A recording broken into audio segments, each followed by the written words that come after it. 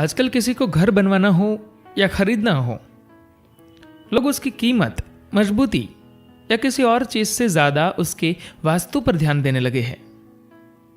सदगुरु एक ऐसा दिलचस्प वाक्या बयान कर रहे हैं जिससे पता चलता है कि आज इसको किस हद तक खींचा जा रहा है। वास्तु दरअसल आर्किटेक्चरल या निर्माण कला संबंधी एक बहुत बुनियादी मार्गदर्शन है। 1000 साल पहले अगर आप घर बनाना चाहते तो उस जमाने में गांव में कोई आर्किटेक्ट तो मिलता नहीं, तो फिर घर बनाने के लिए आप किससे मार्गदर्शन लेते?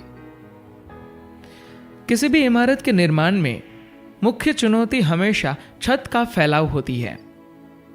आप छत कैसे बनाते? आप खेत में जाकर कोई मजबूत पेड़ देखकर उसे काट लाते। मान लीजिए खेत में एक ठिगना पेड़ मिलता, सिर्फ 8 फीट ऊंचा। अब छत की चौड़ाई भी 8 फीट ही हो पाती। अब मान लीजिए आपके 10 बच्चे होते तो उन सब के रहने के लिए आप 120 फीट लंबा कमरा बनाते। अब अगर आप 8 फीट चौड़ा और 120 फीट लंबा घर बनाते तो वह घर नहीं, एक सुरंग होता जिसमें आपको रहना पड़ता। इससे आपकी शारीरिक और मानसिक सेहत पर जरूर बुरा असर पड़ता। इसलिए उन्होंने आपका मार्गदर्शन किया कि अगर आपको घर बनाना है जिसकी चौड़ाई इतनी है तो लंबाई इतनी ही होनी चाहिए।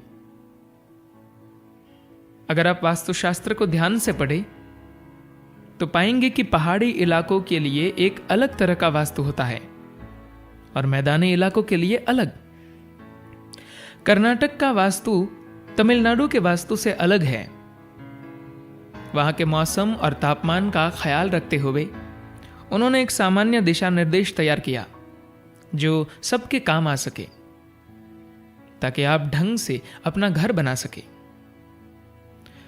क्योंकि उन दिनों आपकी मदद के लिए कोई आर्किटेक्ट नहीं होता था। आज लोग वास्तु को इस हद तक खींच रहे हैं कि हर तरह की उल जलुल चीजें होने लगी है।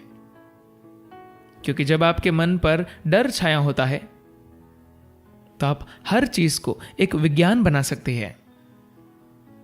पिछले 10-20 सालों में यह सब लोगों के मन पर हावी हो गया है।